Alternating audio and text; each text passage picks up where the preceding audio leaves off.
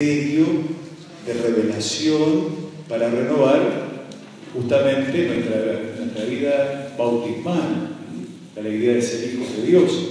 En este camino y en este proceso, lo primero que se nos pidió es el compromiso por el que fuimos admitidos a hacer este proceso y este camino. Todos nos comprometimos y oramos la situación de un hombre que estaba, ¿con qué características? Mudo. Marcos capítulo 7. Incomunicado. Incomunicado. Estaba sordo y mudo. Bueno, segunda catequesis. Vamos a identificar para ubicarnos ahí el primer tema. ¿Cuál fue? Éfeta. De la primera catequesis fue el rito y el éfeta, que hemos orado, esto de que se abran nuestros oídos, nuestras palabras. ¿Y cuál es el eje espiritual de toda esta primera etapa? Fíjense, ahí está. Primera etapa, dice, historia. ¿Cuál es el eje? Escuchar, el Shema, ahí lo podemos ver. Este Shema vamos a buscar rápidamente, Deuteronomio capítulo 6, cada uno en su Biblia. Búsquelo y si le podés poner arriba Deuteronomio 6, escuchar el Shema, ponelo, porque es un texto clave de la Biblia para tu camino espiritual. Deuteronomio 6, del 1 al 13.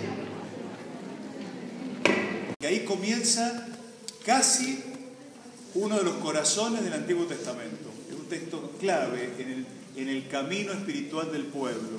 Ahí vamos, versículo 4.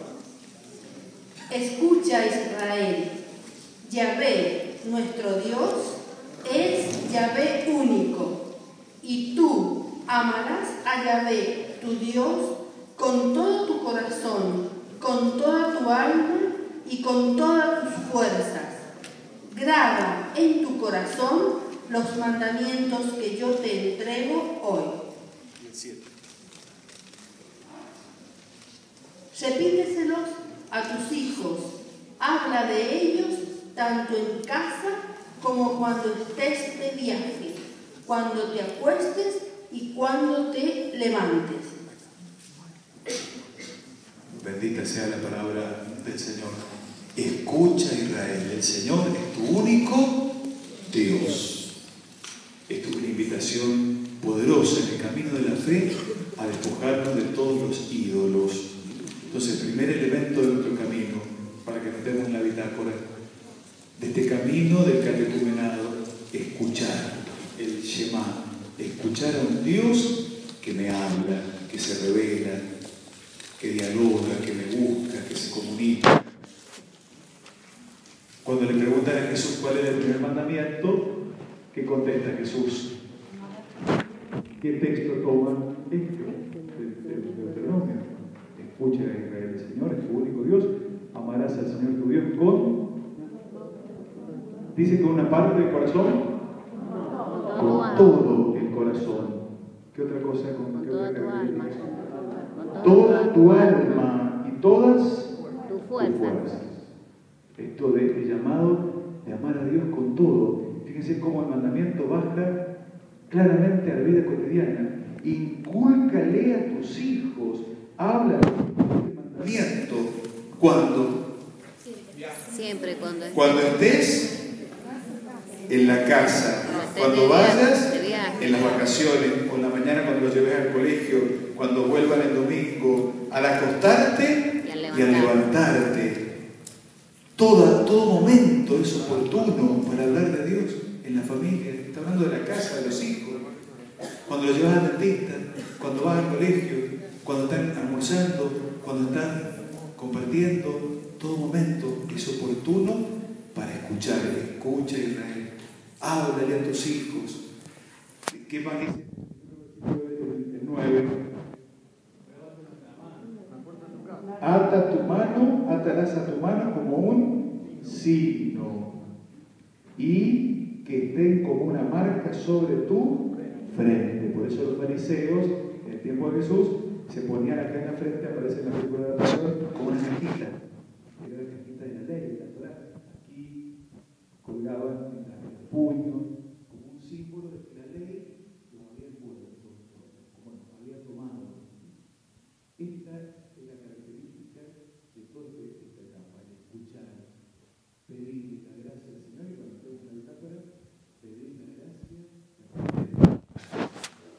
de un deseo de escuchar a Dios. Y para eso va a ser muy importante la oración personal. Que todos los días puedas hacerte un momento para escuchar. La oración personal que podés hacerla en la mañana, en la tarde, en la noche, 20 minutos, 30 minutos, lo que puedas, pero hacela con la palabra del día, más ir sumando estas citas que vamos trabajando nosotros, que vamos compartiendo, que nos van a enriquecer. La segunda catequesis nos presenta el tema del camino y la peregrinación. Recordemos que Israel es un pueblo nómade, siempre en camino, hasta que ese camino exterior para el pueblo se fue haciendo un camino interior. Buscamos rápidamente el Salmo 1, ahí en la Biblia.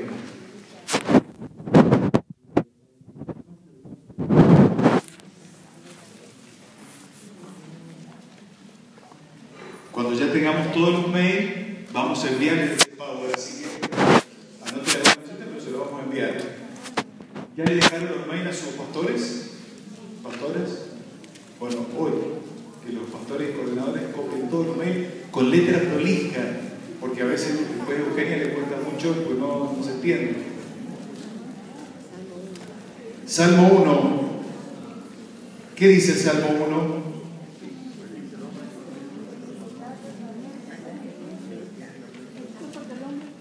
Feliz el hombre que no sigue el consejo de los malvados, ni se detiene, ¿dónde?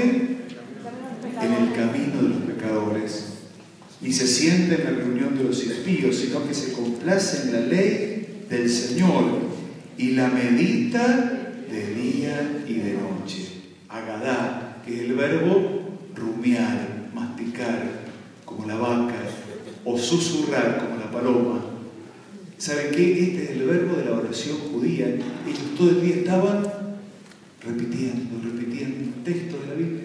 Por eso era importante aprenderse de memoria las palabras, para que uno las pueda ir repitiendo.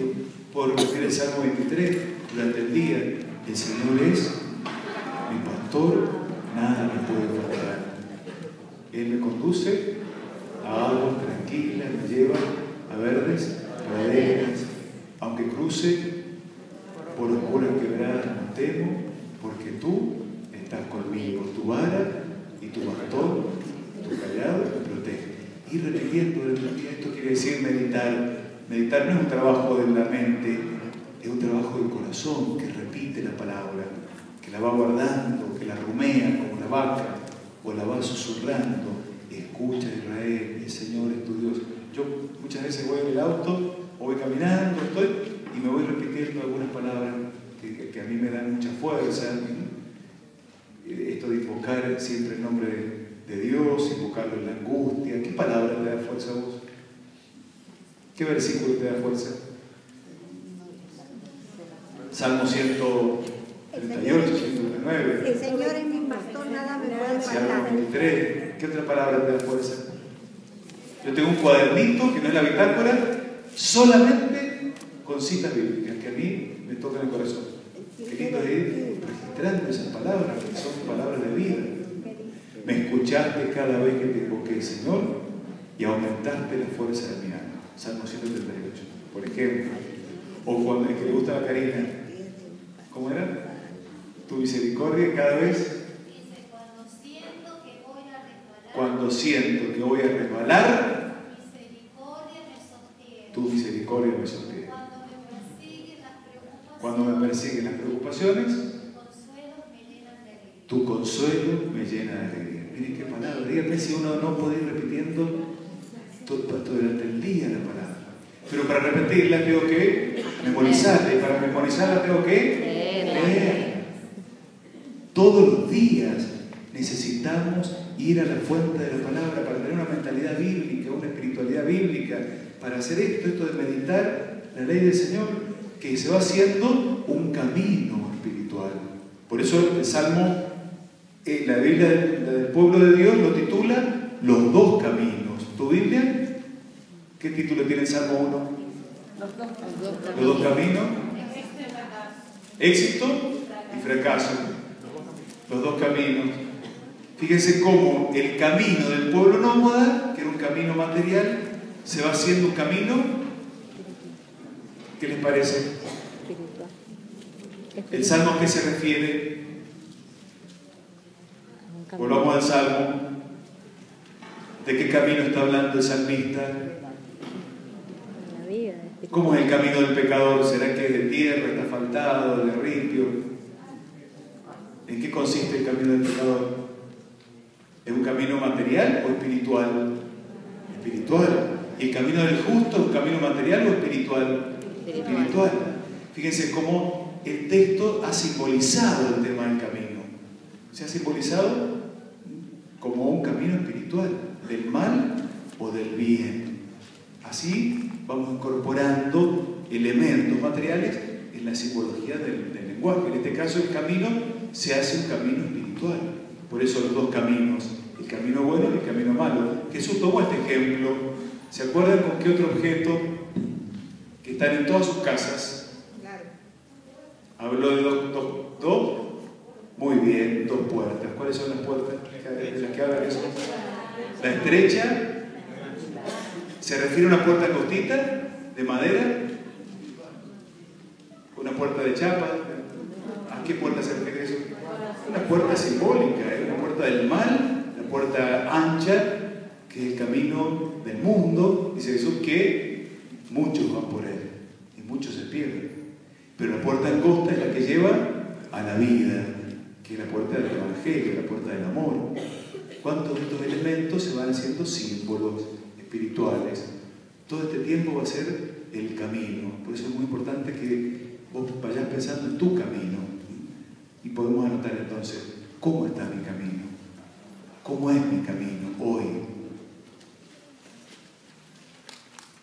Mi camino espiritual.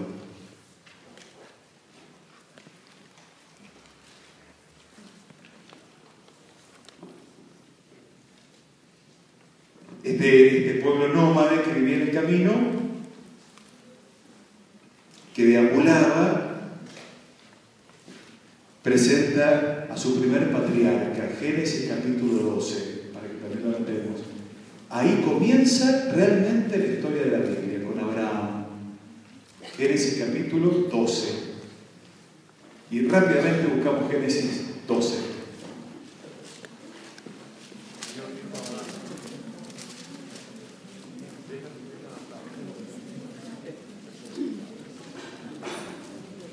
Todos los textos de Génesis del 1 al 11 son textos inspirados en una verdad histórica, pero no son reales. Son de alguna manera fábulas que dan un mensaje teológico, una verdad. Pero no es que Adán y Eva tomaron, ya lo sabemos, la manzanita, ni el diluvio fue un solo barco.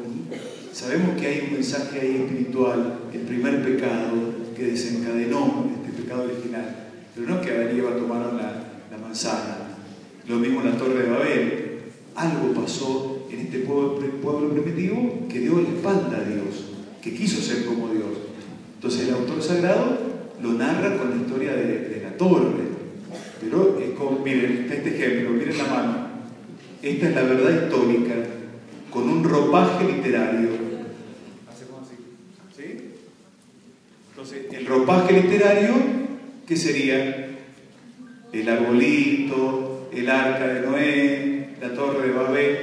Es una fábula, pero que tiene una verdad revelada, histórica. El pueblo de Dios se alejó. Algo pasó en aquella historia primitiva que al pueblo hizo reflexionar. Quizás dicen algunos autores que fue realmente como un diluvio, y que de alguna manera se salvó un grupo y ellos se dieron cuenta que se estaban alejando de Dios, hasta que Dios le inspira a algún autor sagrado esta imagen del arca. No se escandalicen, no se asusten, la Biblia es verdad, pero todos estos primeros capítulos tienen estas fábulas, hasta el capítulo 12, que aparece un hombre concreto, llamado por Dios a empezar una gran aventura, la aventura de la fe. Este es Abraham. Toda esta catequesis se la dedicamos a Abraham. Una historia hermosa. Y miren lo que Dios le dice a Abraham, cómo empieza el capítulo 12, el versículo 1. El Señor dijo a Abraham: deja tu tierra natal y la casa de tu padre, y ve al país que yo te mostraré. Yo haré de ti una gran nación y te bendeciré. Engrandeceré tu nombre y tú serás una bendición. ¿En qué se basa el llamado de Dios a Abraham? En una promesa. Entrar en la oración y en el encuentro de Dios con Dios es siempre entrar en una promesa. Anotarlo en tu bitácora. ¿Cuál será la promesa que Dios te está ofreciendo en este tiempo de tu vida para caminar, para hacer el camino de la fe? ¿Cuál será la promesa que Él te ofrece para sustentarte, para fortalecerte, para devolverte la alegría? ¿Y cuál será el país que tenés que dejar? Deja tu tierra. ¿Cuál será el país espiritual? No es el país de Argentina.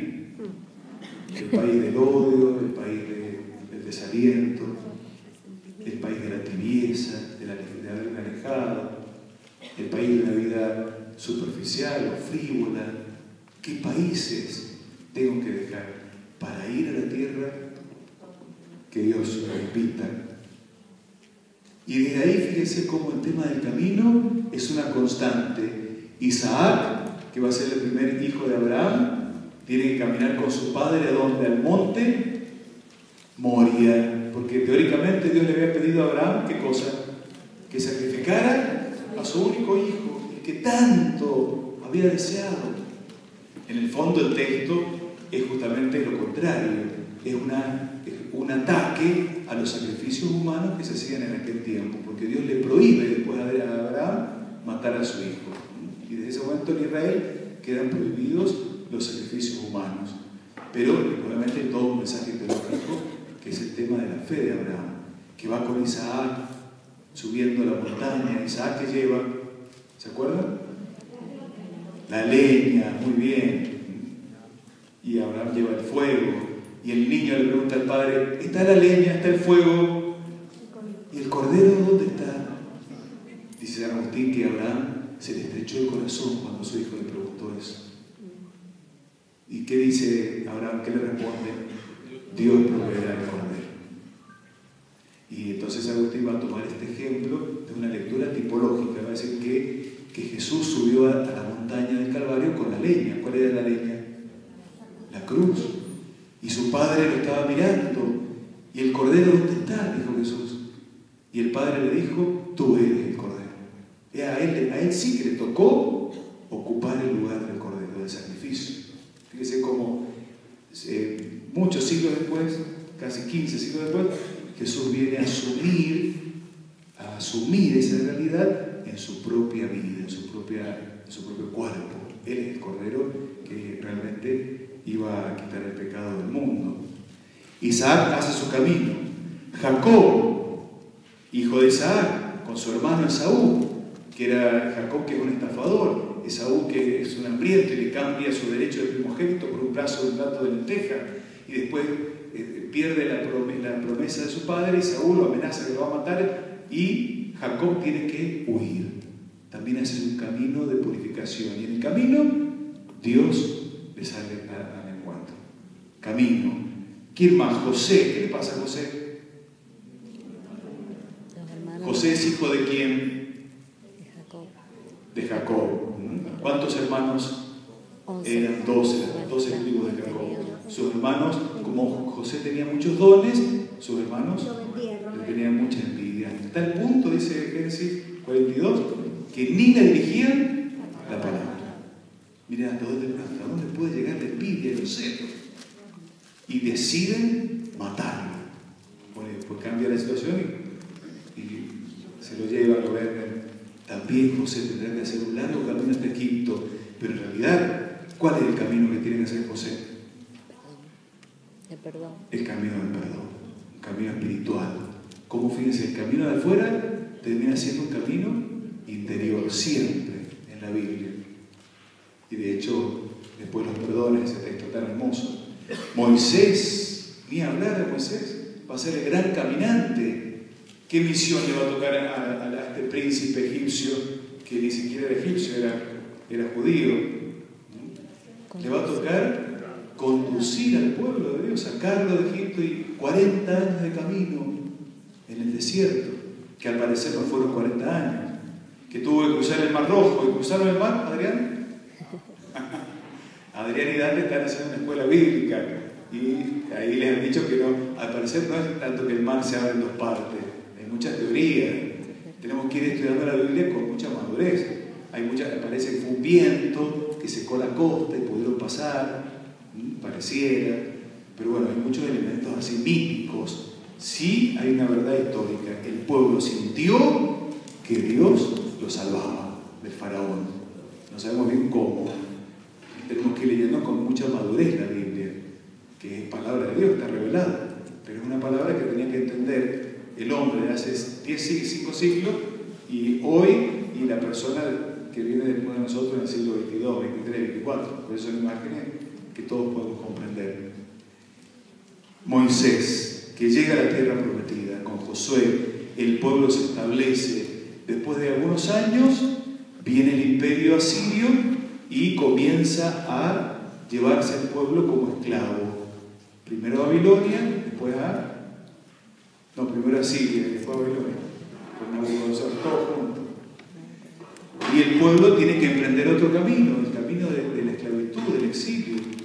Y después de muchos años, Esdras y Nehemías, el pueblo regresa nuevamente a Jerusalén. Fíjense cómo la historia de la Biblia es una historia de qué? De caminar, de ir, de venir, hasta que el pueblo se establece de nuevo en Israel. Han destruido el templo y empiezan a surgir las sinagogas, que son casitas en los pueblos donde se leía la ley. Anotá ahí la Torá, que es la ley hebrea. Y esa ley se hace realmente el camino espiritual del pueblo hebreo. Es el tiempo de Jesús ya. Hay un texto del profeta Isaías tan hermoso, donde el profeta se da cuenta que Dios lo ha preparado para escuchar su palabra y le da una palabra de discípulo para que pueda dar consuelo y aliento. Vamos a buscar rápidamente Isaías 50, del 4 al 5.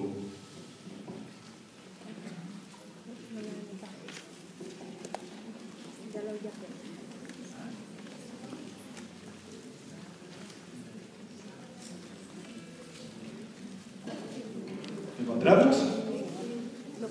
Isaías 50, del 4 al 5. Es un texto tan hermoso.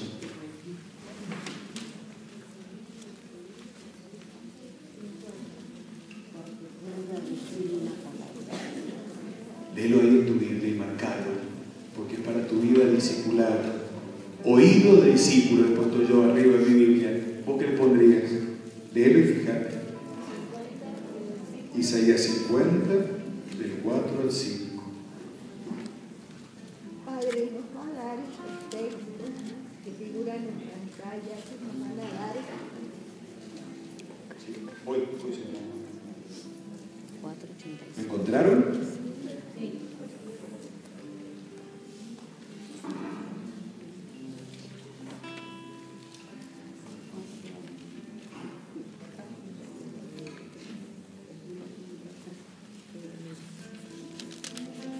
El Señor me ha dado una lengua de discípulo para que yo sepa reconfortar al fatigado con una palabra de aliento.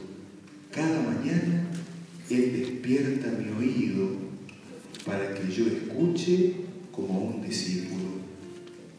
El Señor abrió mi oído y yo no me resistí ni me volví atrás. Ofrecí mi espalda a los que me golpeaban y mis mejillas a los que me arrancaban la barba. No retiré mi rostro cuando me ultrajaban y escupían, pero el Señor viene en mi ayuda, por eso no quedé confundido. Siervo de Yahvé. Vamos a cantar el canto número 12 de canción.